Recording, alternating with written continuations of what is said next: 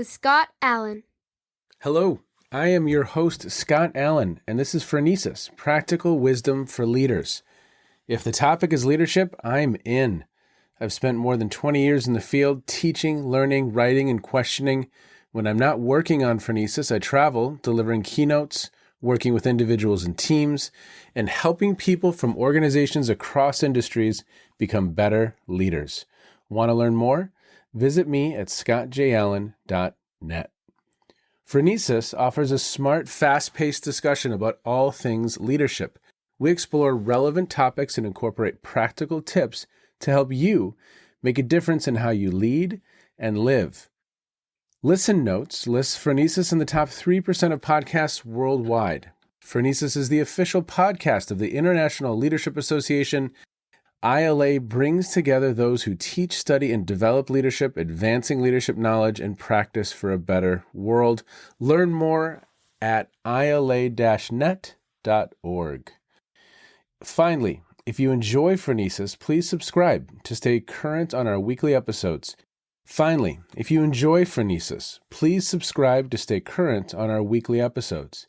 If you find an episode that resonates, please share it with your colleagues and friends. And if you want more content, subscribe to my newsletter, The Leader's Edge. The link is in the show notes. As always, thanks for listening. And now, here's today's show. Okay, everyone, welcome to the Phronesis podcast. Wherever you are in the world, thanks for checking in. Today, I have Akram Boutros, MD. And from the moment he arrived in Cleveland, his visionary thinking has inspired MetroHealth, a healthcare system in our community, to elevate medical care by providing and integrating social services to build equity, promote justice, and improve the health of people and the communities they live in.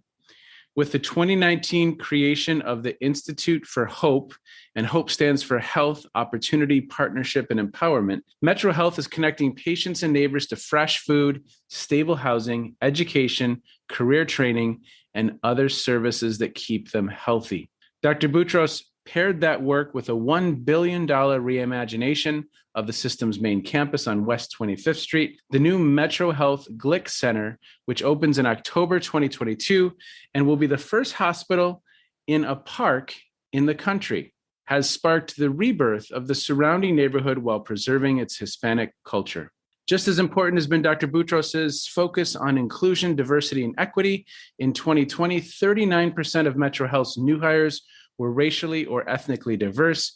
Under his leadership, MetroHealth has grown to more than 20 community health centers, 4 hospitals, 5 MetroHealth Express Care locations, and 10 pharmacies. Those are in addition to MetroHealth's main campus medical center, which is home to the area's most experienced Level 1 adult trauma center, Ohio's only Ebola treatment center, and the only adult and pediatric trauma and burn center in the state. During his tenure, MetroHealth's annual revenue grew from $785 million to more than $1.5 billion. MetroHealth now treats more than 300,000 patients at more than 1.4 million visits a year. Since 2013, the health system has created more than 1,800 new jobs, sent doctors into more than a dozen local schools, and received the largest donation in its history, $42 million from Joanne and Bob Glick. There's more. It'll be in the show notes. But sir, I am so excited that this conversation is happening. You know, I think ever since you arrived in Cleveland, I've known of you, had you speak in my courses, and it's always such a treat to have you. And so to have you on the podcast now, I say thank you, sir. Akram, I read a book, and it's called Range. And I think the byline is something to the effect of how generalists thrive in a specialized world. Your background is just, I don't know if the word is eclectic. You come at this topic from experience in so many other different domains. Would you talk a little bit about some of those elements that are in your background, in your history, and then how that's informed how you think about approaching serving as CEO or serving as a healthcare executive? I'm an immigrant, came to America at the age of 12. My entire family and I immigrated at the same time and our world really turned upside down It was not an easy experience to come to the U.S., but it was deliberate on our part, and we wanted to forge a path for our family and our futures. I pretty much kind of from early on was a son of the immigrant mentality, right? You become a doctor, a lawyer, a teacher, engineer. That's the only acceptable things you can do. And it's education, education, education. Well, yes. During my high school and junior high school, I began doing two things simultaneously that were I thought were very interesting. One was art, and my dad is very artistic, and I used to sketch, draw, do all different things. I had my fondest memories as the age of 17 interning at Mad Magazine, which just actually taught me that is not a life I want to be a part of. That had to have been pretty incredible at 17 to be interning at Mad Magazine. Wow. Yeah, and those artists at that time, so it was very late 70s in New York City. Oh yeah. In Madison Avenue. So it was just a crazy place. And I also used to work with my dad designing jewelry, so that on that side. But I also had businesses on the side. I was an entrepreneur and had everything from paper routes to, in New York cities, they're typically multi-apartments in a brown stone, and you can have coin-operated laundromat. So I had that business as well. So it wasn't just the sheer making money. It was just the ability to solve a problem. So I got into a multitude of things. So, my children and I were just talking, and we're saying I clearly had ADD, maybe ADHD, and just figured out how to use it. I'm significantly less hyper, so I think I've retained my ADD, but not the H part of it. So I was just interested in a multitude of things, and I continued to do that throughout my career, whether it was in medicine, in administration, in teaching, in business. I'm fascinated by the variation. And Suzanne, my wife, says when I get in the zone, she's talked to me for a little while and I didn't hear her. And she's also said that there are times when we're in the middle of the conversation and she knows that something just came on my mind and I will walk away. And so she's unbelievably kind because she hasn't hit me yet. So I had a friend recently say to me as well, I think I figured it out, Scott. And I said, what? And he said, healthy ADD. And I said, well, I don't know if the healthy part is always there, but I probably agree with you. There's an insatiable curiosity, at least that I have as a lived experience. And it sounds like you have that curiosity as well. So you move on to medical school. And then how do you decide to move into the space of administration? Because that oftentimes those can be two totally separate paths, but it sounds like you got into administration and it turned you on. You enjoyed it. You really liked that work of building and creating, right?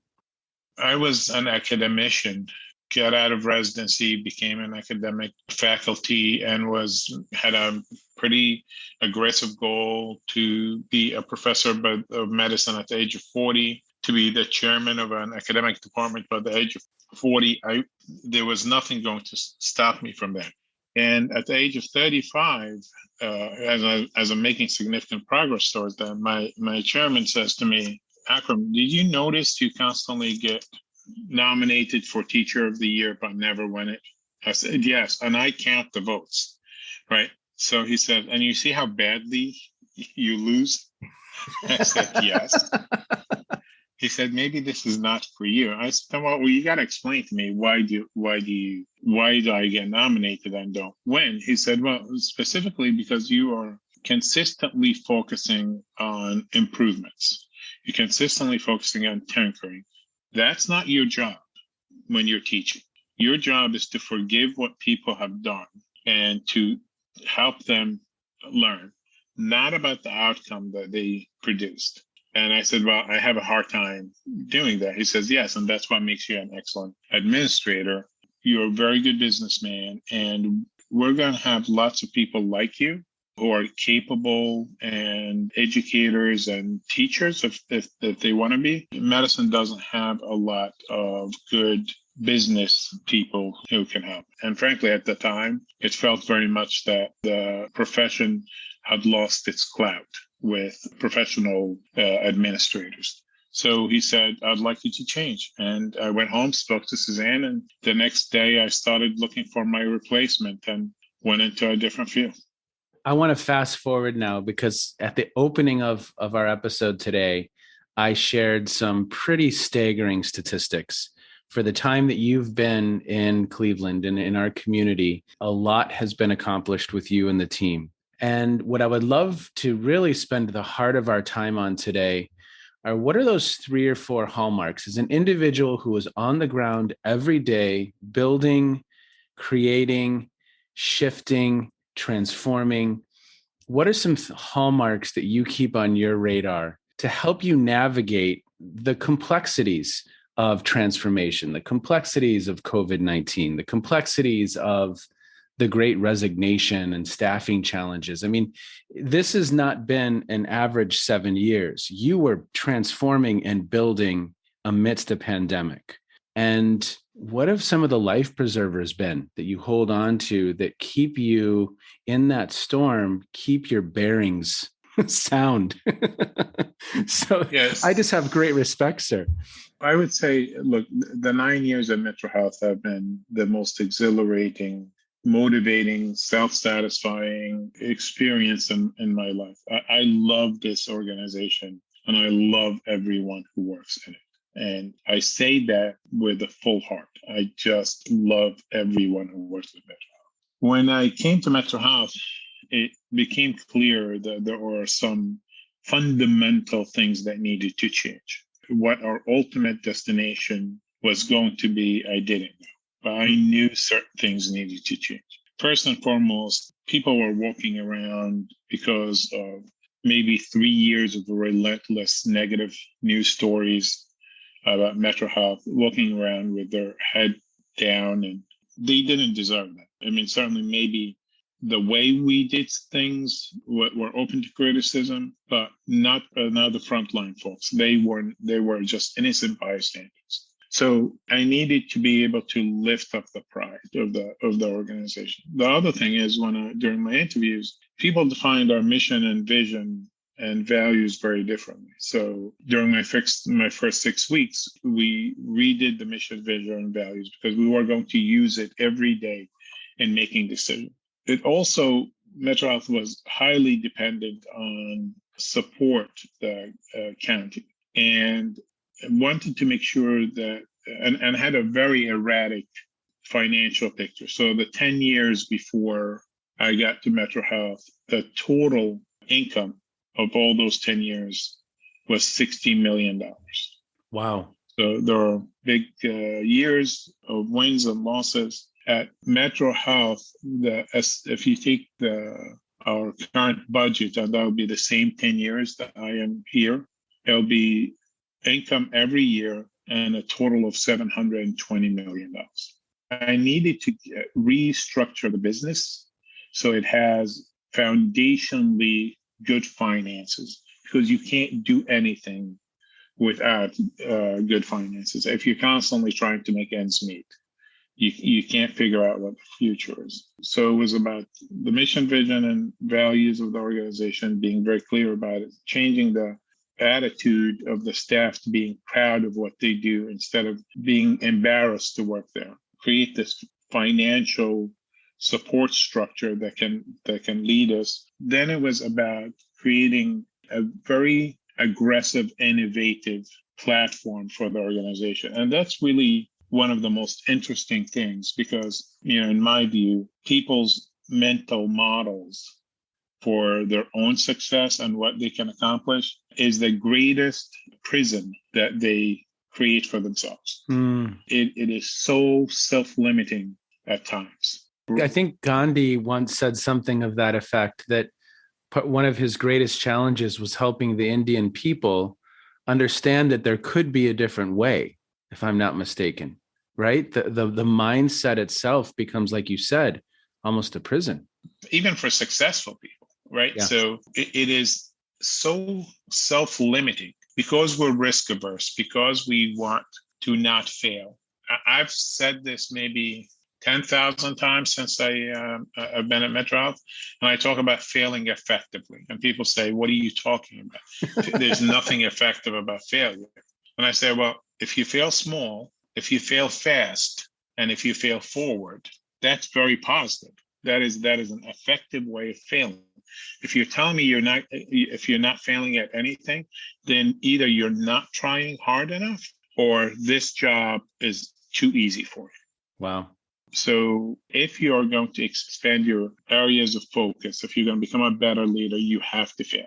So that's the model that I had to figure out, is to have people really be innovative.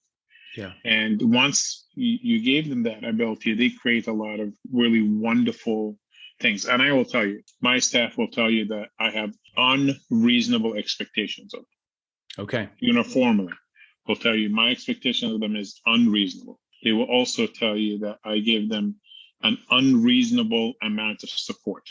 Mm. Okay. And when you ask them what's been the outcome, they will also tell you that 9 times out of 10, they exceeded my expectations and their expectations. Wow. So this idea of demanding, setting goals that are very high and being unbelievably supportive of people creates this leap that really finally gets rid of the gravitational pull of insecurity, fear of failure.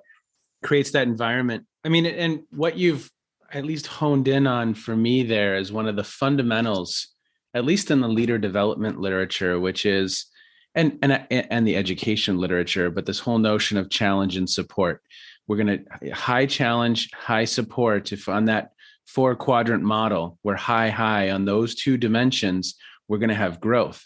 But obviously, if we're unrelenting in their challenge, but low support, or low levels of challenge, but high support, you're not going to get as far. Creating this environment of innovation, challenging unreasonable expectations, unreasonably supporting them,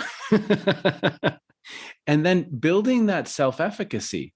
Because I imagine once they came back to you and they had exceeded your expectations and theirs, you start to build, and I imagine you've witnessed literally before your eyes, a shift in mindset from some of these folks, right? I mean, you can just see it. There's a total shift in the energy.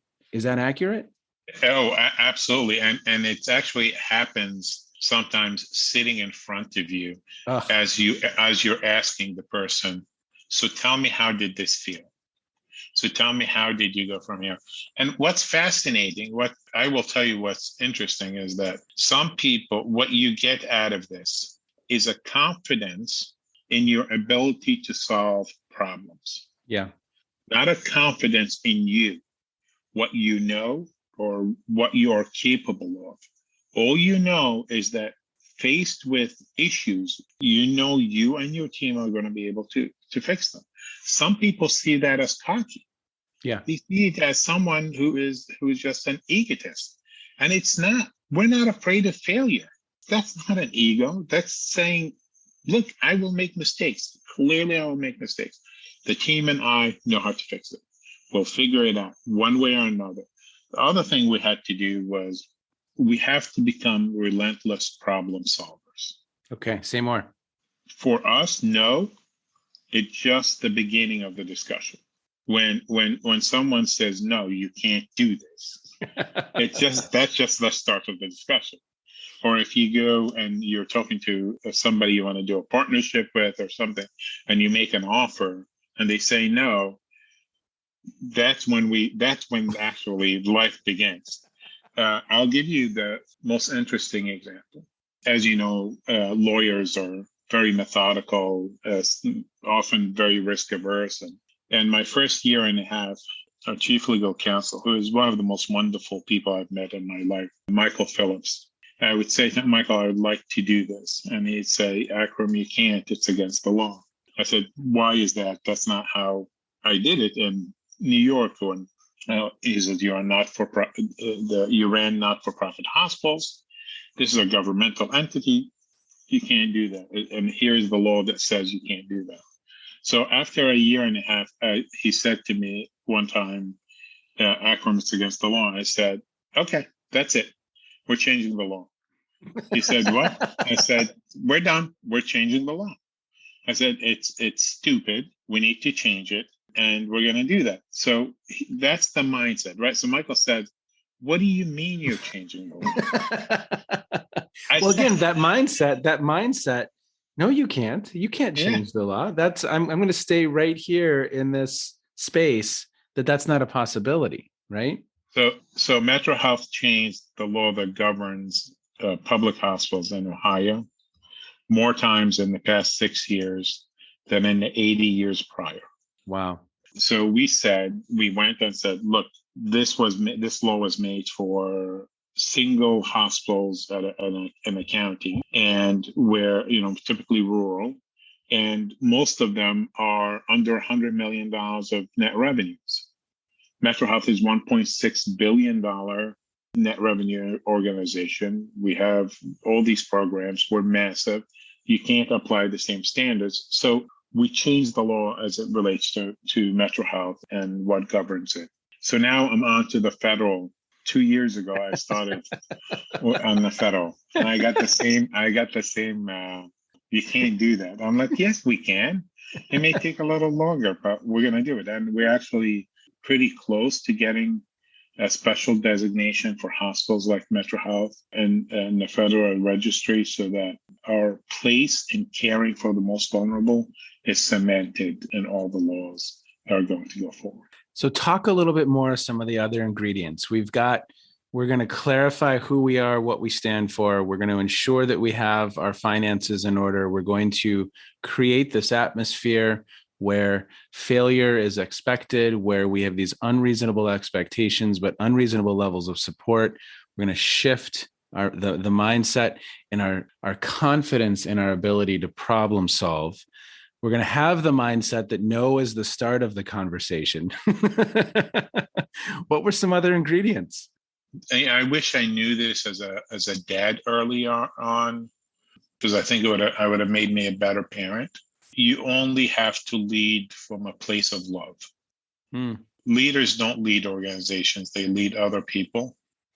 And if you don't actually truly love the people that you work with and who put time in to support the goals of the organization, you're not going to fare very well. That's one of the things that every interaction, everything we do, including making some tough decisions like requiring vaccination for all our employees and no one else is doing it in the area.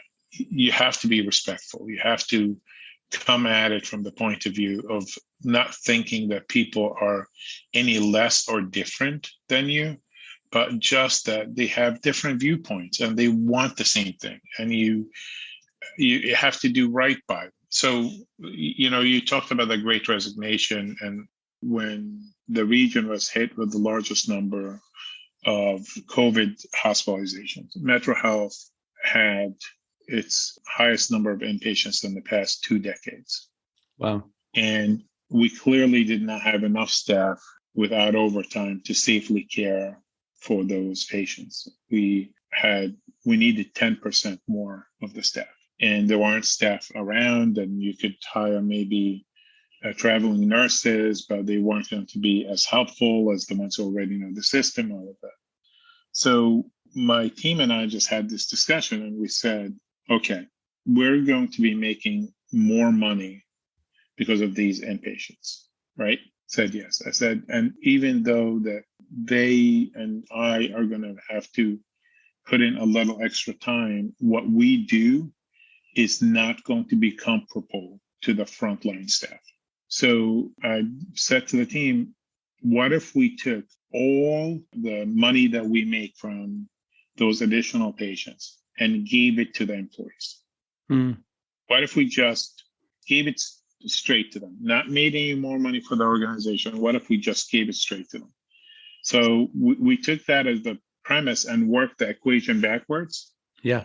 If you gave us an additional 16 hours a week of overtime, you got paid for each hour of overtime at 5 times your rate. Wow. So imagine being a porter, somebody working in environmental services, making $90 an hour for those extra overtime. We had 0 uncovered shifts. We went from being very short to not having any uncovered shifts. Nurses were making $200 an hour, $250 an hour for overtime. And we got to be able to take care of all the patients. And that's when I say you got to lead from love. You have to care enough about the staff to be able to do this. We can't do it the whole time. Yeah. So we ended up saying that we changed our overtime policy, that instead of just 1.5 times, you can go now to 2 times and now to 3 times if you give us more time. And that's going to be, I believe, a permanent approach to overtime. That's the problem solving, caring for the people who are doing the real work. You had mentioned team. Talk a little bit about team, because you said me and the team and I got together and we kind of came up with this and then we worked it backwards. Talk about the sense of team that you've facilitated and fostered throughout this process, because I know you're an incredible team builder. I would just say this to you. A few years ago, and again, something I wish I learned, I've decided to no longer work with people I don't like. So I am, if you're not likable, if you cannot be someone who I want to hang around with and you want to hang around with me, you're not getting hired as a part of my team. It's not going to happen, irrespective of how talented you are, because that gets in the way. We tend to have very fuzzy lines of organizational chart at MetroHealth because, we just need to help one another. We keep focused on the total mission and our vision and our values. And then that relentless problem solving, people have different experiences. And they say, well, I've done this in the past life. Let me help you do this. Or let's give this a try. And we're okay with failing. In an attempt to be also nice, we sent a notice to all our employees. Hey, we've been carrying all this holiday time for you. You haven't been able to take it, and we want to pay you for it. Okay, so we made the decision. We're going to pay you for it. It's about $6 million. We're going to give it to the staff. Well, about 5% of the people don't want to get paid for it and are just angry, absolutely angry that we would tell them that they couldn't keep it. And here we are trying to be what we thought was being good stewards and nice people. So that they get to elect, right? Okay. The choice. When we make mistakes, and this is a mistake, we fix them. Yeah. Right? We're not just wedded to it. So the team also, when we win together. All our performance-based variable compensation, especially for the senior executive team, is team-based, mostly team-based, and how we accomplish things. One of the things, Scott, that we didn't cover, but is really critically important, is with all these things, there has to be a strategy. And when I came to MetroHealth, what was clear was we were viewed as the third ranked health system in traditional medicine in Cleveland. So there was the Cleveland Clinic, University Hospitals, and then MetroHealth. Everybody wanted me to do what I've done in New York, which was build increasing specialties at the health system. And the reality is that there was no way MetroHealth was going to catch up to the Cleveland Clinic in cardiac surgery. There was no way MetroHealth was going to catch up to University Hospitals in cancer care. It was silly. It was a silly thing. So I really believe in the serenity prayer, which is give me the serenity to accept the things I cannot change. And I couldn't change the environment that MetroHealth was Yeah, couldn't change our competitors. That was not going to be, they were not going to do something different. Give me courage to change the things I can and the wisdom to know the difference.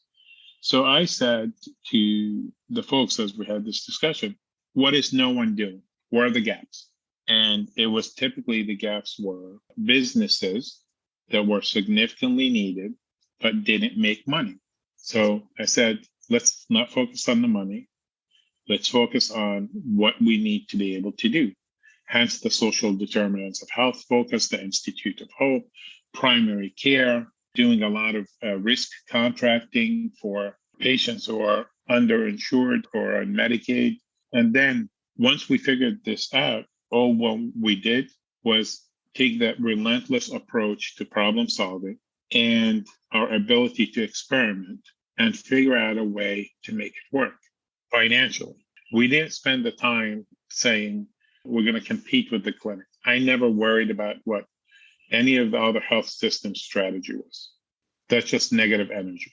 I'll never forget because the first time we met, I was giving a presentation at my university and you were in the audience. And I think I gave a couple examples of healthcare institutions in the community. I said, University Hospital, Cleveland Clinic. And you walked up afterwards very kindly and said, I would appreciate it if you would include MetroHealth in the future when you're talking about healthcare systems in the community. And you handed me your card and I took it and I said, great, I will for sure. Thank you so much. And afterwards, I looked down at the card and it said CEO. And I thought, wow. And literally, Akram, 4 days ago, I'm presenting to a group of people in our community. And that lesson has always stuck with me. MetroHealth was in that list. I want to kind of wind down with your commitment to inclusion, diversity, and equity. I think this has been, and there's some beautiful videos that have been produced that I was exposed to by Alan Neville, and I will place those in the show notes. But there's just been a strong focus by you and your team in this area. Would you talk a little bit about that? It doesn't come from a place of that is a moment in time and we need to do something. This has to do much more with a personal way I view the world, which is there's fair and unfair. And fairness is critically important for anybody to be happy, successful, achieve, do anything else. That if you remember children saying, but that's not fair, and you remember how frustrated they would be because they couldn't reconcile what prior position of a parent was to this one, or how it compares to someone else. And they're saying, but that's not fair. And that has always stuck with me as a critical component of being a good leader, being someone who cared for the people who work in the organization. Fairness was really important. So 6 years ago, I got an email from a lady who said, by the way, I'm highly competent, I'm very talented, but I can't get an interview for this position. And I read her resume and I'm like, she's excellent. I call my HR staff and I say, hey, what's going on? She doesn't fit the educational qualifications. I said, she's done the job for 13 years. What do you mean she doesn't fit the educational qualification? So it turns out all along the job descriptions in healthcare and otherwise, we set these artificial requirements. So I said, go redo every job description. And by the way, bring an experience equivalency. I don't care if you got a master's degree, a Ph.D. or whatever. If you've been doing the job, you should be able to apply for it. Well, not only did she get hired, manager who told me that that's why we have 40% are managers ethnically or racially diverse. But you also have to understand is that for us and for me, I understand that talent and skill are equally distributed in the world. Opportunity isn't. We have to make sure as much as possible opportunity is becoming equally distributed. when I looked to hire a chief diversity officer, Alan came on board and he's our chief equity officer now. And we have Dr. Madeline, who is our chief health equity officer. They helped us have the conversation, very uncomfortable conversations, but have the conversations about race, ethnicity, what does structural racism really mean? Because people have especially white people have a very hard time with that terminology, what's structural racism. And its idea is that if you don't think about what the obstacles of everyone else is, you will tend to make rules that take care of the majority, Yep. that don't take into account the minority. And we've done that. And we've been able to have these conversations. And these videos were really the start of a conversation for people. So they understand both how hurtful these actions are, these small things can be, and how wonderful when somebody pays attention it can be, how it can create bridges. And we have people who just talk really plain language and just say what it's like. So this is a sense of fairness and respect that we have for every human being, however they define themselves and however they are defined by society, that we need to do good for them. Very well said. Very well said. Anything else that you want to mention, sir, before we wind down? I would say, and I know that your listeners are from all over, but I would say Cleveland has great promise. And one of the reasons that I've decided to retire at the end of 22 is we need to know when to shift to new leaders. And we need to be able to figure out how passing the baton is just as important as running the race. Because I think most executives see their time in the chair as equivalent to a race. It's just a single leg. I am the 28th CEO or president for a 185-year-old organization.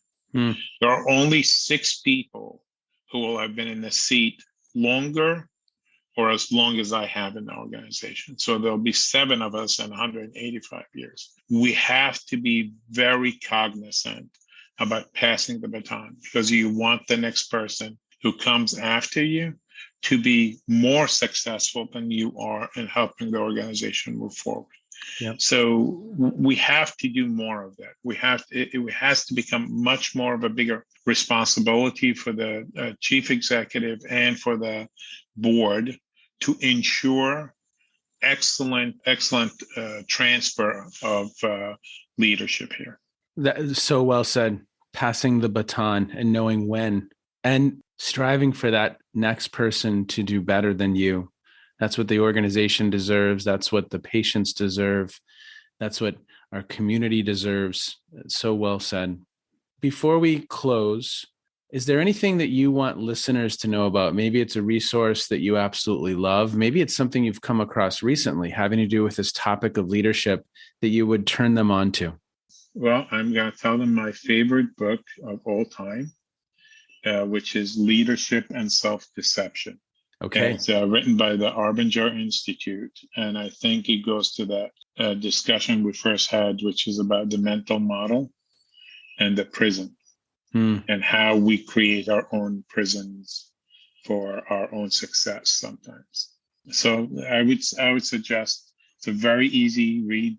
So it's Leadership and Self-Deception by the Arbinger Institute. I think you should write a leadership book called Escaping Alcatraz. You know, Suzanne and I want to write a book together because we come at things from very different places. I'm very logical. She's very empathetic, but we come to the same conclusion often. So we may one day write that book. Sir, thank you for the incredible work that you do and your team does in our community, in the world. I can't wait to see what the next chapter holds for you. Thank you very much for having me, Scott. It's always such a pleasure. Okay, be well. You only have to lead from a place of love. Leaders don't lead organizations, they lead other people. And if you don't actually truly love the people that you work with and who put time in to support the goals of the organization, you're not going to fare very well. I could listen to Dr. Boutros for hours, and he's one of those fascinating individuals where you can just put out a topic like accountability or teams, and he not only has a story, but he has a framework or a heuristic in his head about how he approaches that topic. And it's so much fun to be in dialogue with him, and it's so much fun to hear about the success that his organization has experienced in recent years, putting together an incredible team, challenging the heck out of them, unrealistically supporting them, and helping people shift their identities and accomplish what they didn't think they could. Incredible story, and I am so thankful for the time that I had with Dr. Boutros. I hope each one of you listening to this episode are going to take away some really, really important pearls of wisdom. And of course, as always, I have so much respect for the people who are out there doing the work day in, day out, with a special place in my heart for someone who's doing that work in healthcare in a very complex environment, one of the most complex environments, especially in the last couple years. I'm in awe. Thank you, Dr. Boutros. Thank you to all of you who are listening, regardless of where you are in the world. As always, I appreciate it. And thanks for checking in. Be well. You have just finished another episode of Practical Wisdom for Leaders with Scott Allen. To contact me, visit scottjallen.net or send me a note at scott@scottjallen.net. I'm also on LinkedIn, so let's connect. If you have feedback, I'd love to hear it. And as always, thank you so much for listening. And now here's my daughter, Emily, with the outro.